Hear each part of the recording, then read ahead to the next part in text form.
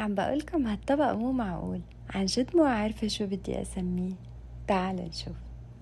قطعة زبدة، شوي زيت نباتي، بصل مفروم ناعم، صدور دجاج مقطعة، ملح، فلفل أسود بهار، ولما قرب يستوي ضفت عليه مشروم فريش، توم مهروس، شوي من كريمة الطبخ، وهذا اختياري، وهذا أطيب دجاج من المشروم. سلقت البطاطا وهرستها، قطعة زبدة، رشة فلفل أسود وملح، نص كوب كريمة طبخ، فيكم تستبدلوها بالحليب، وهاد أطيب ماش بوتيتو. حبيت أقدمها بالفخار وفيكم تعملوها بالصينية العادية.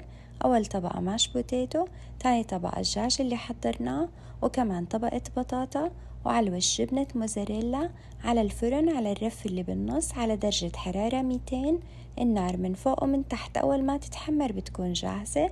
قبل التقديم رشة بقدونس، وعن جد طلع معي طبق عظيم. لازم وضروري تجربوه وتقولولي رأيكم، وصحتين.